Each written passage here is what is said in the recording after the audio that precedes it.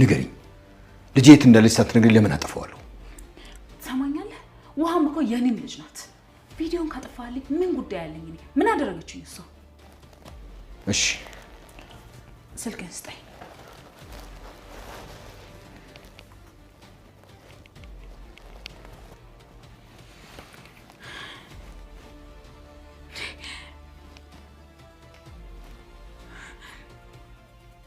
ቆይ ትንሽ አይቀፍህም?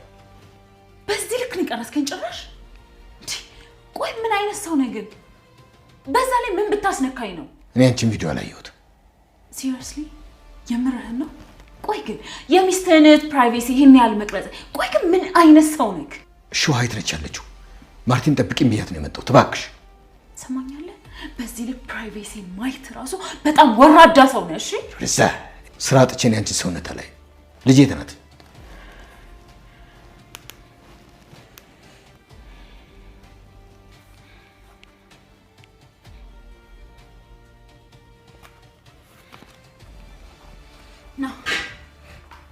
ና ማለት ምን ማለት ነው? ውሃን ነው የምፈልገው አላልከኝም እንዴ? ስለዚህ ነው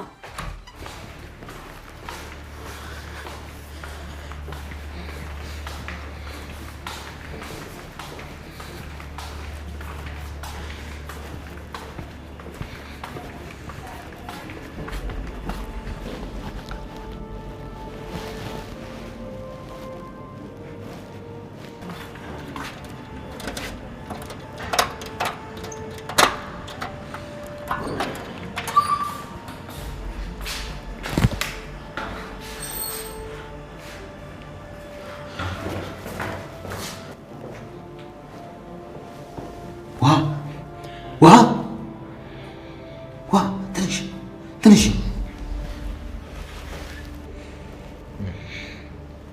እዚህ ነበር የደበቅሻት? አዎ እዚህ ነበረች። ሲጀመር የእህቴ ልጅ ማግታት ይመስላል። ምን አይነት አረመኔ ሴት ነሽ? ምን አይነት ጨካኝ ሰው ነሽ? ምን ነው ስላልታገተሽ ቅር አለህ እንዴ? ውሃዬ ደህና ነሽ አይደል? ትንሽ ትንሽ በቃ ይበቃሻል። ታጠቢ በቃ ይበቃሻል። ትንሽ ይኸውልሽ ሂጂና አሁን ለማርታ የምትፈልጊውን ነገር ንገሪያት። ከዛ በኋላ በጥቂት ደቂቃ ውስጥ ወደ አስክሬንነት ትቀየሪያለሽ። አሁን ቀጥታ ማርታ ጋር ሄዳለሁ። ይሄን ነገር ሳልነግራት ከማል የትኛውም ነገር በእኔ ላይ ቢሆን መርጣለሁ። እንግዲህ እንደ ምርጫሽ ይሆናል። ቀጥይበት። ነይ ሂጂ አንቺ ነይ ያልኩሽ።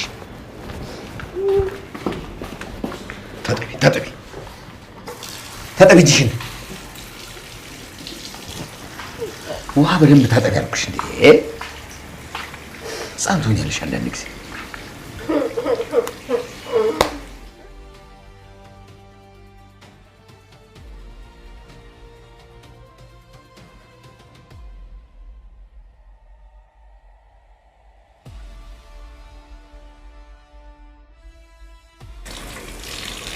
ደስ ነው ደግሞ በፊትሽ በሙሉ ነው እንደምትበይው።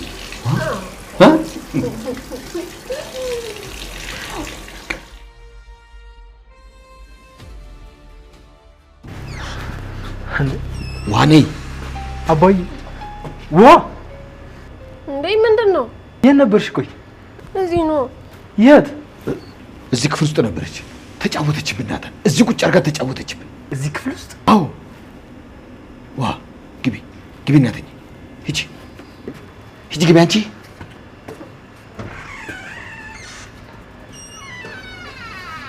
አባዬ ሰጣት እንዴ? ምንም አማራጭ የለኝም፣ ሰጠዋት። አባዬ መድኃኒት እኮ አሁን ወደ እማዬ ክፍል እየሄደች ነበር። ናታን ምንም ማድረግ አልችልም፣ በቃ ተሸንፌያለሁ። አይሆንም አባዬ አይሆንም። እንኳን ልጄ ደህና ሆነችልኝ። አባዬ አይሆንም። ምን ላድርግ ናታን? ሁሉ ነገር ከአቅሜ በላይ ሆነ። ምን ማድረግ ነበረብኝ? አባዬ እጅ መስጠት የለብንም ናታን።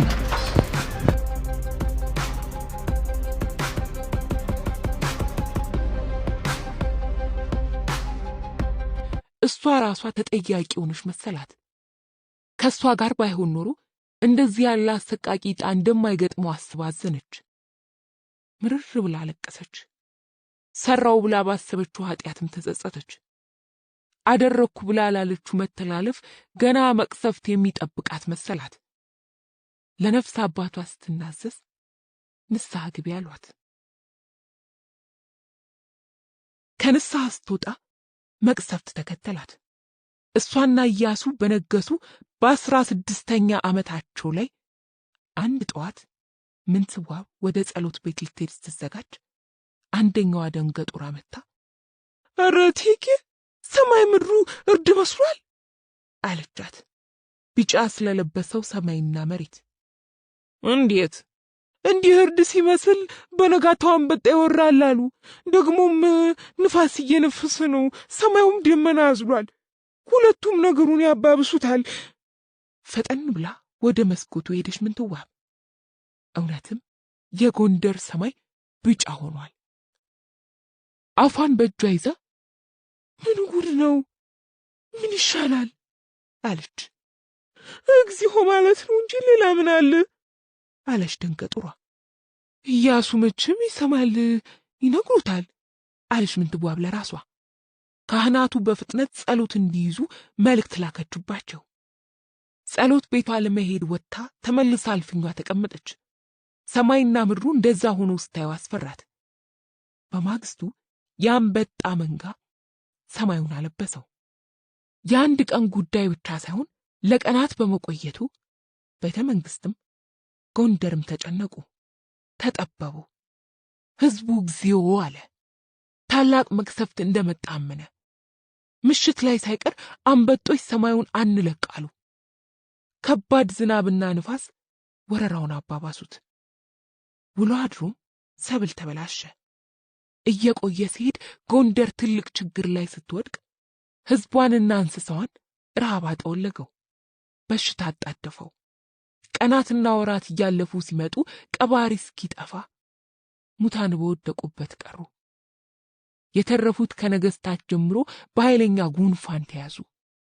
እንዲህ እያለ 2 ዓመት አለፈ። ሰው ከደረሰበት ጉዳት ገና ሳያገግም ተምች በመመለሱ ችግር ብቻ ሳይሆን ከቀድሞ የበለጠ ረሃብ ገባ። ጌታችን ወርዶ ከባህር አዳምን ዋና ሊያስተምር አፋፍ ላይ ሆነን ብናየው እያጣለቀ ሰው ተብሎ እንደተገጠመው ሁሉ ጎንደርን ጨምሮ በደጋም በቆላም ሰው አለቀ። ከቤተ መንግስት የተቻለውን ያህል የእህል እርዳታ ቢደረግ እያደር አቅም አነሰ። የቻለ ጎንደርና አካባቢዋን ጥሎ ተሰደደ። መሬቱን ንብረቱንና ደብሩን ጥሎ መሄድ ያልሆነለት ለረሃብና ለበሽታ ተጋለጠ። ጎንደሬዎች የሕይወት ምልክቱ ከፊታቸው ላይ ጠፍቶ ባዶ ላይ አፈጠጡ። ከንፈራቸው ሐሩርና ውርጭ የመታው ይመስል ከስሞ ቆዳቸው ተሰነጣጥቆ የአንገታቸው ቆዳ ተንጠልጥሎ የጉንጫቸው አጥንት አፈንግጦ የሰለሉ እጆችና እግሮቻቸውን ማንሳት ተስኗቸው በረሃብ በጥምና በበሽታ ተንጠራወሱ። መከራ በሰዎች ገጽታ ላይ ግዘፍ ነስቶ ታየ። ለእናት ለአባትና ለልጅ ቀባሪ የሚሆን አቅም ጠፍቶ ጎንደሬዎች ዓይናቸው ቦዞ እንባቸው ደርቆ እጅና እግራቸው ዝሎ ተቀመጡ። ትናንት ስቀው ወደው ጠልተው ከቶውንም በልተው የማያውቁ መሰሉ። ዛሬ ተስፋቸውን ተነጥቀው ከሞት ጋር ተፋጠጡ። ነገ የነሱ እንዳልሆነች አውቀው እጃቸውን ለሞት ሰጡ። ሞት ያ የሰው ልጅ የቁም ቅዠት አላስደነግጥ አለ። እንደ ተራ ነገር ተቆጠረ። ጎንደሬዎች የሚዘክሯቸው መላእክትና ቅዱሳን ሁሉ ወዴት እንደሄዱ ጠየቁ። የእግዚአብሔርንም መኖሪያ አጠያየቁ። እንደ ዳዊት ጆሮን የፈጠረ አይሰማምን? ዓይንን የፈጠረ አያይምን? ብለው አቤቱታ አስገቡ። ሕፃናት ጡት አፋቸውን እንደሸጎጡ እናቶቻቸው እቅፍ ውስጥ ለዘላለም አሸለቡ። ጎንደር ጉልበቷ ዛለ።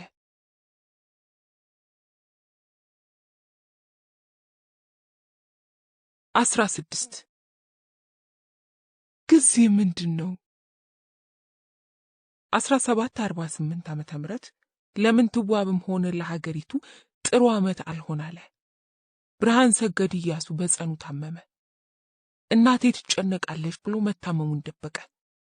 ለ25 ዓመታት ከእናቱ ጋር በስምምነት በምክክርና በሰላም የገዛው ዳግማዊ ብርሃን ሰገድ ኢያሱ ሐሙስ ሰኔ 21 ቀን አረፈ። የህመሙ መንስኤ ባይታወቅም የግራዝማች ኢያሱ እህት የወንድሟን ደም ለመበቀል መርዝ አብልታው ነው የሚል ወሬ ጎንደር ውስጥ ተዛመተ። አሳዛኙ ዜና ለምንትዋብ ደረሳት። ስትበር ልጇ ጋር ሄደች። የምትሳሳለት ልጇ በሞት ተለይቷታል። ጉልበቷ ከዳት፣ መቀነቷን ፈታች፣ ጮኸች፣ አበደች። ወየውልኝ ልጄ፣ ወየውልኝ ውዱ ልጄ፣ የዓይኖቼ ብርሃን፣ የልቤ ደስታ፣ ወየልኝ ልጄ፣ ወየውልኝ ልጄ እያለች ደረቷን ደቃች። እየወደቀች ተነሳች። ጸጉሯን ነጨች፣ ፊቷን ቧጠጠች። የላስታን አቀበት ያለ ፈረስ ያለ በቅሎ የወጣ እንዴት ታሰረ እግርህ? አገር አንድ ለማድረግ እንዳልጣርኸው ጫካ ገብተህ አድነህ እንዳልመጣ ከነብር አንበሳ ጋር ተጋፍጠህ እንዳላሸነፍክ አሁን ማን እግርህን በገመድ አሰረ? እያለች አነባች። ራሷን እስከ መሳት ደረሰች። የአንድ አንበሳ የሚያስገመግመው ድምፅህ የጠፋ ምን ነበር ህመምህ? መታመምህን ያልነገርከኝ ምን ሆነህ ነው? ያለ አንተ ማን አለኝ? የአባትህ አደራ ነህ አንተ ለኔ አባቴ፣ እናቴ፣ እህቴ፣ ወንድሜ፣ ጋሻ መከታዬ፣ ክብሬ፣ ሁሉ ነገሬ ነህ። አሁን ምን ይበጀኛል ልጄ? እንግዲህ እንዴት ልኖር ነው? እንደ አልጋ ላይ ተኝተህማይ ሞቶ መቀበር ይሻለኝ ነበር እያለች ጮኸች።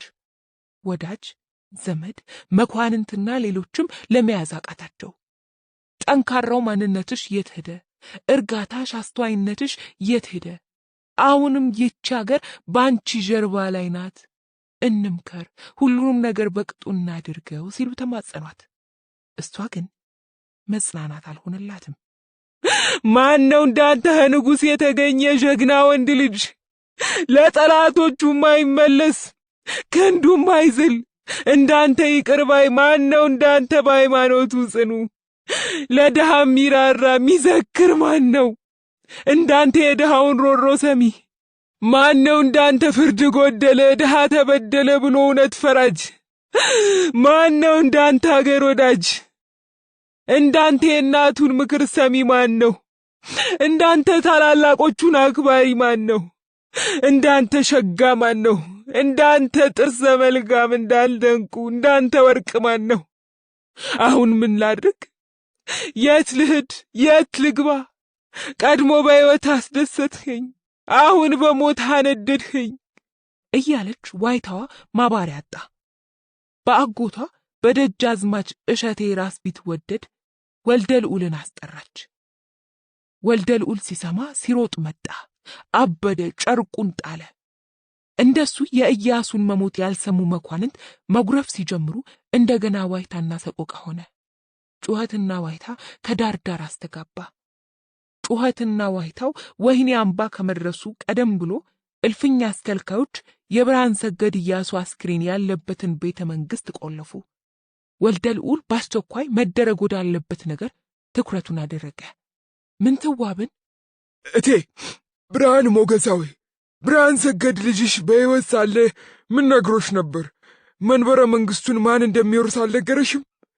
ከሦስቱ ልጆቹ ከአቤቶ አጽቁ፣ ከአቤቶ ኃይሉና ከአቤቶ ዋዩ መሃል የትኛው ይንገስ አለ? የነገረሽ አለ ባክሽ ንገሪን ሲሉ ተወታት። እመቤት ውቢት የተወለደው አቤቶ ዋዩ በእኔ መንበረ መንግሥት ይቀመጥ። ዩዳሄ 7 ዓመቱን ኢዮአስን እንዳነገሰው እናንተም ልጄን ኢያሱን አንግሱት። እኔንም አባቴን በካፋንም ሊተካ ይችላል፣ እምወደው እሱን ነው ብሏል አለቻቸው ሲቃ እየተናነቃት።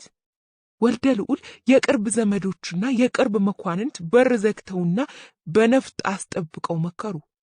አቤቶ ዋዩ ወይንም ኢዮአስ ገና የ7 ዓመት ልጅ ነበርና እቴጌ በነበረችበት ስልጣን ትቀጥል ብለው ወሰኑ። ምንትዋብ ውሳኔውን ስትሰማ እንግዲህ እኔ ዓለም የለኝም፣ ዓለሜ ገዳም ገብቶ መመንኮስ፣ መመነን፣ መሞቲ እንግዲህ ነገር ሁሉ ምን ዋጋ አለው አለቻቸው። የሐዘኗን ግዙፍነት የተረዱ አልመስላላት። ተስፋ መቁረጥ አልፈለጉምና እሾህ አክሊል ይዘው እባክሽ በዚህ እሾህ አክሊል ይዘንሻል፣ እንደዛ አትበይ፣ ኢያሱ ሲሞት አንቺ ጥለሽን ስትጠፊ ዓለም በቃኝ ስትይ እኛም መበታተናችን ነው ሲሉ ለመኗት። እሷም ጥንካሬዋ እሳት እንደነካው ሰም ሲቀልጥ ተሰማት። መንፈሷም አካሏም ተኮራመቱ። መናገር ተሳናት። እባካችሁ ተውኝ፣ እጣ ፈንታዬ ምናኔ ነው። እንግዲህ ሌላ ዓለም የለኝም። ልጅ ተለይቼ ምን ዓለም አለኝ? ኢያሱን መሳይ ልጄን እኮ ነው ያጣሁት። ተውኝ ተውኝ እያለች ተማጸነቻቸው። ከብዙ መማጸን በኋላ ዳግም እጇን ሰጠች። ኢዮአስ ወደ ቤተ መንግሥት እንዲመጣ ተደርጎ ዘውድ ጠባቂው ነጋድ ራስ ጊዮርጊስ የዳግማዊ ኢያሱን ዘውድ ይዘው መጥተው በተለመደ የንግስ ሥርዓት ንጉሠ ነገሥት ኢዮአስ ነገሰ። የኢዮአስ ንግስ በአፋጣኝ ከተፈጸመ በኋላ መለከት ተነፋ፣ ነጋሪት ተጎሰመ። አዋጅ አዋጅ አዋጅ! የሞትንም እኛ ያለንም እኛ፣ ጆሮ ያለ ስማ፣ የሰማ ላልሰማ ያሰማ። ዳግማዊ ኢያሱ አርፏል፣ ኢዮአስ ነግሰዋል። ጠላቶቻችን ይፈሩ፣ ወዳጆቻችን ይደሰቱ። ባለህበት እርጋ፣ ነጋዴም ነግድ፣ ገበሬም ረስ ተብሎ ታወጀ። ነጋሲያን ሲሞቱ እንደሚደረገው የማቅ ድንኳን በሰማያዊ ሐር ጨርቅ ተከለለ። ጸሎት ተደረገ። እስከ 5 ትውልድ እየተጠራ ተጸለየ። ዳግም ታላቅ ለቅሶ ሆነ። ማቅ የለበሰችው ምንትዋብ ከኢያሱ ቤት ወርቅ እንዲመጣና ለእይታ እንዲቀርብ ብታዝም ኢያሱ ካዝና ውስጥ የተገኘ ነገር አልነበረም። አድሎ ጨርሶታል። አንዳንዴም እንደ አባካኝ እየተቆጠረ ከሕዝብ ትችት ደርሶበታል። እንደ ደንቡም አልባሳቱና ሌሎችም ዕቃዎቹ በሰጋር በቅሎ ለእይታ ወጡ። ስለ ዳግማዊ ኢያሱ አውርተውና አመስግነው የማይጠግቡት በሕይወቱ ሳለ የኢያሱን አምላክ ስሙን አንስቼ ወደ አሰብሁት አገር ልሄድ ተነስቼ በኢያሱ ዘመን በብርሃን ሰገድ ተድላህ ደስታ ጋር ስላለህ መንገድ ስንቅም አልሸከም የትም አገር ብሄድ ለአጤ ኢያሱ ዕድሜ ለምናለው ታሰብኩት አገር ደህና ደርሻለው። ዕድሜ ለምናለው ለአጤ ኢያሱ ከቤቴ ስወጣ ስንቄ ነውና እሱ ቁርስና ምሳውን መክሰስ ራቱን የተመገበ ኧረ ለመሆኑ በኢያሱ ዘመን ማን የተራበ ሲሉ የገጠሙለት ጎንደሬዎች ሞቱን ሲሰሙ መንገድ ላይ ወጥተው ፈሰሱ። ሴቶች ደረታቸውን ደለቁ፣ ወንዶች አነቡ። ከእናቱ ጋር ሆኖ ለ25 ዓመታት ሰላም ተድላና ብልጽግና ለሰጣቸው ለሰላም ወዳዱ ደም መፋሰስ ለጠላው ለሊቃውንትና ለካህናት ታላቅ አክብሮት ለሰጠው ትምህርት እንዲስፋፋ ለታገለው ለተማረውና ለሊቁ ወርቅ ለሸለመው እንደ አባቱ በፊደል ውስጥ ሆሄያት ተጠብቀው እንዲጻፉ በማለት የተሳሳተውን እጁን ቆርጣለው ሲል አስፈራራው።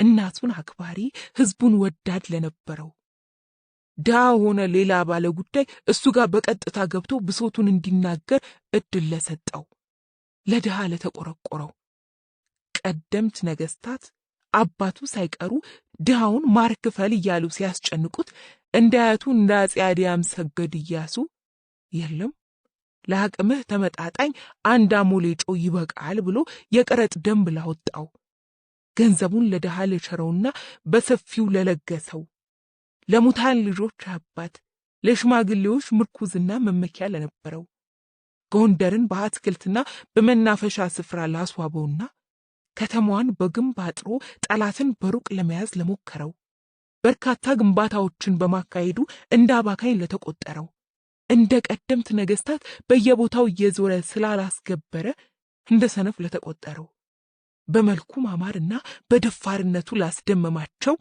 ንጉሠ ነገስታቸው ጎንደሬዎች መሪር ለቅሶ አለቀሱ። ከልባቸውም አዝነው አያ በሰቀላ ውሃ መላ በሰቀላህ ውሃ መላ። የተራበ ዘመድ እንዳይበላ በሰቀላህ ውሃ መላ። ወይ አንተ ሳለህ ቀሊል ኢያሱ ለጋሱ፣ አንተ የወፍላ ንጉሱ። እንዘና አብረን አድገናል፣ አብረን በልተናል፣ አብረን እናልቅሰው አብረን በልተናል። ከዛ የሰው ጌታ ባልንጀራ ሞቴን ያርገው አንተ ጋራ እያሉ ለ32 ዓመቱ ብርሃን ሰገድ ኢያሱ ሙሾ ደረደሩለት፣ አነቡለት፣ ጮሁለት።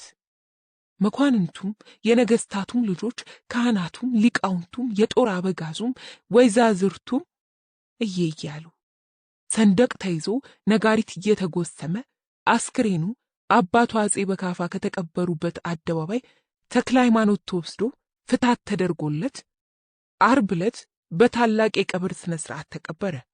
ከቀብር መልስ ታላቅ ግብር ገባ። ከመኳንንት እስከ ተራ ጎንደሬ የእዝን ግብር ከጠላ ከጠጅና ካረቄ ተካፈለ። ምንትዋብ ሐዘኗ በረታ። ቤተ ዘመድ መኳንንትና ሌሎችም ትጠፋለች ብለው ሰጉ። መከሩና ይጠብቋት ተነሱ። በጥብቅ ክትትልም አደረጉባት። ጠንካራ የውስጥ ለውስጥ ጠባቂም ተመደበባት። ቀጥሎም እመቤትን ኮዬ በማረፋቸው ምንትዋብ ታላቅ ሐዘን ገባት። እንዲሁም በደጉም በክፉም ጊዜ ያልተለዩዋትን ወንድሟን ራስ ቢትወደድ ወልደ ልዑልን፣ አጎቷን ደጃዝማች እሸቴን፣ የዩልያን ልጅ የሰሜኑን ባላባት አርከሌድስንና የአጎቷን ልጆች አውሳቢዮን፣ ጌታንና ነጮን በማጣቷ ብቻዋን የቀረች መሰላት። ዓለም በዓይኗ ስር ማለፍ ጀመረች። ጊዜው ሁሉንም በየተራ ወሰዳቸው። ጎንደርስ ገናናነቷ ጊዜዋ በቃ ጊዜ ምንድን ነው አለች።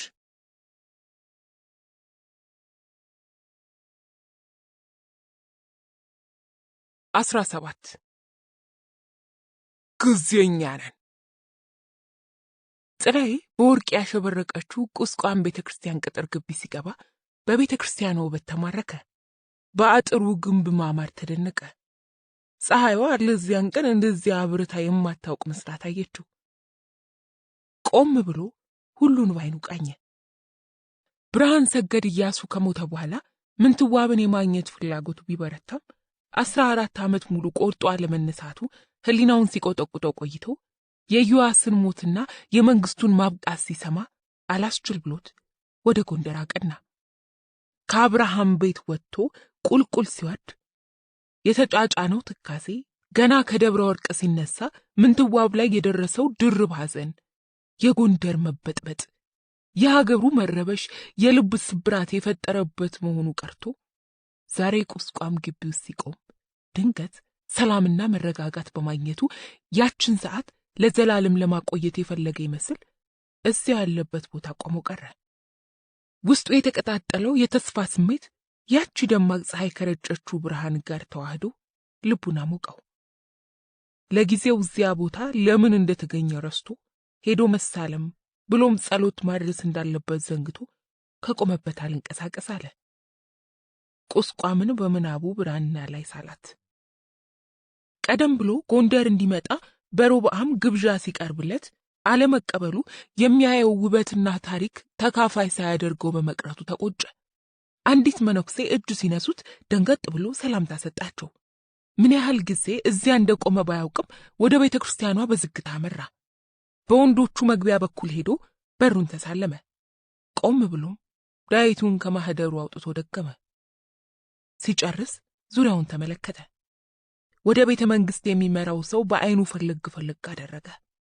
ወደ መጣበት ሲመለስ አንድ ቄስ ከግቢ ሊወጡ ሲሉ አያቸውና አባቴ ብሎ አስቆማቸው።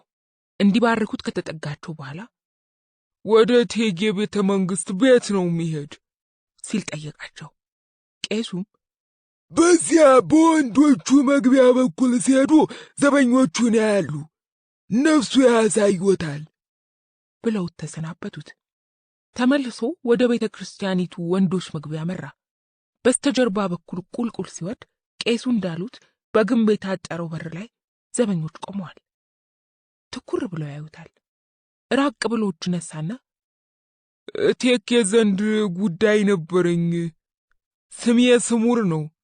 ሀነማይን የመጣሁት የእቴጌ ዘመድ ነኝ ብሎ የያዘውን የተጠቀለለ ዕቃ አሳያቸው። ዘበኞቹ ጉዳዩ ምን እንደሆነ ደግመው ደጋግመው ከጠየቁት በኋላ እንዲጠብቅ ነግረውት አንደኛው ወደ ውስጥ ገባ። ጥቂት ቆይቶ አንድ ያደገደገ አስተናጋጅ መጥቶ ማን እንደሆነና ጉዳዩ ምን እንደሆነ አጥብቆ ከጠየቀው በኋላ ሄደ። ጥላዬ እንደገና ዘለግ ላለ ተጨማሪ ጊዜ ከጠበቀ በኋላ አስተናጋጁ ተመልሶ መጥቶ እንዲከተለው በእጁ ምልክት ሰጠው። ግቢው ውስጥ ሲገባ የምንትዋብ ቤተ መንግስት ከፊት ለፊቱ ገዝፎ ታየው። በስተቀኙ ያለው የጸሎት ቤቷን እያደነቀ ሲሄድ ግቢው ውስጥ ያለው የሰው ብዛትና ጫጫታ ገረመው። ሕፃናት ከወዲያ ወዲህ ይራወጣሉ። እነዚህ ውስጥ የልጅ ልጆቹ አሉበት መቼም ብሎ ወደፊት ሲመለከት ወይዛዝርትና ባለሟሎች ከወዲያ ወዲህ ይዘዋወራሉ። አስተናጋጁ በዝምታ ሲመራው ድንገት ግዙፍ የሆነ ግንብ ሲያይ ዝናውን የሰማው ሽናዋ የግብር አዳራሽ መሆኑ ገባው። የግንቡ ማማር ከፀሐይዋ ብርሃን ጋር ተደምሮ አይኑን አጭበረበረው። ምንትዋብን ራሷን እንደዛ ገዝፎ ያያት መሰለው። ስለ ምንትዋብ ሲያስብ ምን እንደሚጠብቅ ማወቅ አልቻለም። ልጇ ብርሃን ሰገድ ኢያሱ ሞቶ ቤተ መንግስት ሁለት ተከፍሎ ብሎም ፍርክስክሱ ወጥቶ ወጣቱ ንጉሠ ነገሥት አዲያም ሰገድ ኢዮአስ በሻሽ ታንቆ ተገድሎ ሬሳው ጉድጓድ ውስጥ ተጥሎ መሳፍንት በየበኩላቸው ተቆራቁሰው ሀገር ተተራምሶ ወንድሟ ወልደ ልዑልና ዘመዶቿ አንድ በአንድ ሞተው እሷ ቤተ መንግስቱን ጥላ ወጥታ ምን ልትመስል እንደምትችል መገመት ተሳነው። ቁስቋም ግቢ ውስጥ ሲገባ ተሰምቶት የነበረው የመንፈስ መነቃቃት ከውስጡ ሊተንቃጣው። አስተናጋጁ በሽናዋ አዳራሽ በስተቀኝ በኩል ወዳለው እንቁላል ግንብ ወደሚወስደው ደረጃ ሲወጣ ተከትሎት ወጣ። ቁና ቁና ተነፈሰ። ጉልበቱ ዛለበት። እድሜው እንደገፋ ቢያውቅም አሁን በቅጽበት ጨምሮ የሸመገለ መሰለው። ደረጃውን ሲጨርሱ ላብ አሰመጠው። በፍጥነት ግንባሩን ያራሰውን ላብ በኩታው ተምተም አደረገው። እጅ ውስጥ ሊንቆረቆር የሚታገለውን ላብ እጀ ጠባቡ ላይ ጠራረገው። በር ላይ ሲደርሱ ቆም ብሎ ኩታውን አስተካከለ። ግራና ቀኝ ያደገደጉ አስተናጋጆች ቆመዋል።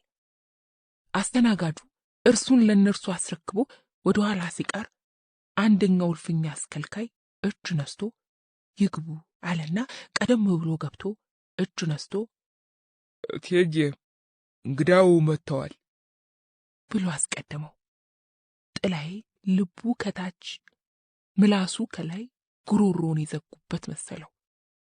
ምንትዋብ ቀይ ከፋይ የለበሰ ሰፊ ወንበር ላይ ተቀምጣለች። የለበሰችው ረዥምና ባለ ቀይ ጥበብ ቀሚስ ላይ የደረበችው በወርቅ ያጌጠው ሰማያዊ ካባ ልዩ ድምቀት ሰጥቷታል። ሹሩባዋ ላይ ሸባ ያደረገችው ነጭ ሐር ሻሽ ግርማ ሞገስ አክሎላታል። ጥላዬ ልቡ ተዋለበት፣ ሰውነቱ ራደ፣ ግርማ ሞገሷ አስፈራው። ለጥ ብሎ እጅ ነሳ። ያ በር ላይ ሲደርስ ሊያጥለቀልቀው የቃጣው ላብ ፊቱ ላይ ክልብስ አለበት። ይቀመጡ ብላ ፊት ለፊቷ ያለ ወንበር በእጁ አሳየችው። በእጁ ግንባሩን አሻሸና በጨርቅ የተጠቀለለውን ብራና ከብብቱ ስር አውጥቶ የተሸፈነበትን ጨርቅ ከላዩ ላይ አንስቶ እንደገና ለጥ ብሎ እጅ ነስቶ ሲሰጣት ምንትዋብ ተቀበለችው። እንጨት ላይ የተወጠረውን ብራና ስታየው ከዓመታት በፊት መነኩሴው ይዘውት መጥቶ የነበረው አይነት የራሷ ምስል ነው። እርሶን ደሞ ማላኮት አለችው። ማንም አላከኝ፣ ዛሬ ስራሴ መጣሁ። ስሙሩ ማለት እርሶ ኖት? እርሶ አያስታውሱኝም፣ ጊዜው ርቋል። የባላምባራሱ ነኝ ልጅ ጥላዬ ነኝ። ባላምባራሱ ነኝ የቋራው የእሳቸው ልጅ ጥላዬ ብላ የእሷ ያልመሰላት ድምፅ ከውስጧ ሲወጣ ተሰማት። አው የቋራው ጥላዬ። ምንትዋብ ደነገጠች። ምላሷ ተቆለፈ። ከጥቂት ዝምታ በኋላ እንደምንም ብላ አረ በቁስቋሟ ተቀመጪ አለችው፣ ወንበር እያመለከተችው። ተቀመጠ። ሁለቱም በዝምታ ተያዩ። ለካንስ አንተ ኑረሃል፣ አንዴም ሁለቴም ምስል ስትልክ የነበርኸው ለመሆኑ እስከ ዛሬ የት ነበር? ጥላይ ፈገግ ብሎ ዝም አለ። ከመምጣቱ በፊት ሊላት በሐሳቡ ያወጣው ያወረደው ያለመውና የተመኘው ሁሉ ከጭንቅላቱ ብን ብሎ ጠፍቷል። የቀረው ዝምታ ብቻ። ብዙ ሐሳቦችን፣ በርካታ ትዝታዎችንና ስሜቶችን የያዘ ከንግግር የላቀ ዝምታ። ለዚህ ቀን ምን አይነት ቃላት ይበቁ ነበር? በዚያ ሁሉ የሐሳብ ውዥንብር ውስጥ አንድ ነገር ከአእምሮ አልወጣለ። ንግሥታዊ ግርማ ሞገሷ አፍዛ ደንግዝ የያዘው ይመስል አፉ ተሳሰረ። ስትናገር ደንገጥ ብሎ መስማት ጀመረ። ዛዲያስ ዛሬ እንደዚህ መምጣት እየቻልክ ስለምን ይህን ያህል ጊዜ ቆየ? እኔ እኮ ቋራ ወጣው ጀምሮ የት እንደደረስህም አላውቅም ነበር። የተመንግስት እኮ እንዲህ ዘመድ እንደልብ የሚያገናኝ ቦታም አይደል። እንደዚህ ስጎዳ ስለምን አልጠይኸኝም? እቴጌ አዘን ደጋግሞ እንዳገኘው ሰምቻለሁ። እኔም እኮ ጎንደርን ብዛም አልተቀመጥኩ፣ ደብረ ወርቅ ነበሩ። በቀደም ነው ወደዚህ የመጣው። ቢሆንም ጥላይ መጠየቅ ላንተ ነበር የሚቀል። ምንስ ቢሆን አብረን አድገንም አልነበር? መቼም በእኔ የደረሰውን ሁሉ ሰምታል። ልጄ ኢያሱ ሞተ ስንት ዓመት ሆነው። እንዴት አስቻለ? ስለ ልጇ የተናገረችበት ሁናቴ ልቡን ሰነቆረው። ቃላቶቿ ያዘሉት ዋይሳ እዝነ ልቦና ውስጥ ገባ። ጥፋተኝነት ተሰማው። ትክዝ ብሎ ካዳመጠ በኋላ እሷን አገባለሁ ብሎ የነበረውን ተስፋ ልጅ ሆኖ አፈር ላይ ስዕል ሲስል ንፋስ ባሸዋ እንደሸፈነበትና ያንን እንደ መጥፎ ንግርት ተርጉሞት በውስጡ አንዳንዴ ፍራቻ እንደነበረውና እሷ ጎንደር መሄዷን በሰማ ማግስት ቤቱን ትቶ እንደሄደ፣ ስዕል እንደተማረ፣ የስዕል ንጉሥ የሚል ስያሜ እንዳገኘና አለቅነት ማዕረግ እንደተሰጠው ተረከላት። ምንትዋብ በሰማችው ሁሉ ተደነቀች። የራሷን ከመናገር ተቆጠበች። ትክ ብላ አየችው። የእውቀት ፍንጣቂ ፊቱ ላይ አስተዋለች። እሱም ቢሆን ስልሳዎቹ አጋማሽ ላይ ያለችው ምንትዋብ ዕድሜና ሐዘን ከውበቷ ላይ ቅንጣትም ታህል ሳይቀንሱባት ግርማ ሞገስ እንደተጎናጸፈች ተቀምጣ በማየቱ ትናንት እንጂ ከ40 ዓመታት በፊት የባሏ ሐዘን ላይ በሩቅ ያያት ምንትዋብ አልሆንልህ አለችው። በርካታ ዓመታትን ያሳለፈችው ልቡ ሙቀት ስትለብስ ተሰማው። የስዕል ንጉሥ ነህ፣ እኔ እንደዛ ሳሊ ሳፈላልግ፣ በተለይም ደግሞ ለናርጋ ስላሴ የት ነበር አለችና ሮብዓም ያላትን አስታወሰችና እንዴ መላከ ፀሐይ ሮብዓምን መምጣት አልችልም ያልኸው የስዕል ንጉሥ አንተው ነበር እንዴ አለችው። በአሁንታና በኀፍረት ራሱን ነቀነቀ። ስለምን ጥላይ? እውነቱን ተናገር ሃሉኝ አንድም ቀን ሳያስፈልጉኝ በመቅረቱ አዝኜ ነው። ነፍሷን ይማርና እነየ ጥላዬ ጠፋ ብላ ያለች ወዴት እንደሄድክ ግን አላወቀችም። አንተም ብትሆን መላከ ፀሐይ ሮብዓም ሲጠሩ መምጣት ነበረብህ። ቁስቋም፣ ናርጋ ስላሴና ሌሎችንም ቦታዎች የተሳሉትን ስዕሎች ትስልልኝ ነበር። እኔም ጋር ዝምድናችን ይቀጥል ነበር። ለመሆኑ ትዳር አበጀህ? የለም አላበጀው ብሎ አንገቱን አቀረቀረ። በእኔ ምክንያት ይሆን ብላ ተከዛለች። የባላምባራስን ሞት ሰምቻለሁ። እናትስ? እነየ የዛሬ 7 ዓመት አለፈች። በአጋጣሚ ልጠይቃት ሄጄ እዛው እንዳሉ አረፈች። ባላምባራስን እንጂ እሳቸውን ወዳቸው ነበር። ብላ ሳቀች። ለምን እንደሆነ ስለተግባቡ ፈገግ አለ። በዝምታ ተቀመጡ። ለመጀመሪያ ጊዜ ክፍሉን ቃኘ። እምብዛም ስፋት የሌለው ግን መሬቱ ሆነ ግድግዳዎቹ በባህር ማዶ ምንጣፎች ያማሩ። ከፊት ለፊቷ ወርቀ ዘቦ ለብሶ የተቀመጠው ጠረጴዛና ለጥበቃ ታስበው በተከፈቱት አነስተኛ መስኮቶች ውስጥ ሰተት ብሎ የገባው ብርሃን ለክፍሉ ድምቀት እንደሰጡት አስተዋለ። ካየው ድምቀት ሁሉ ግን የእሷ ልቆ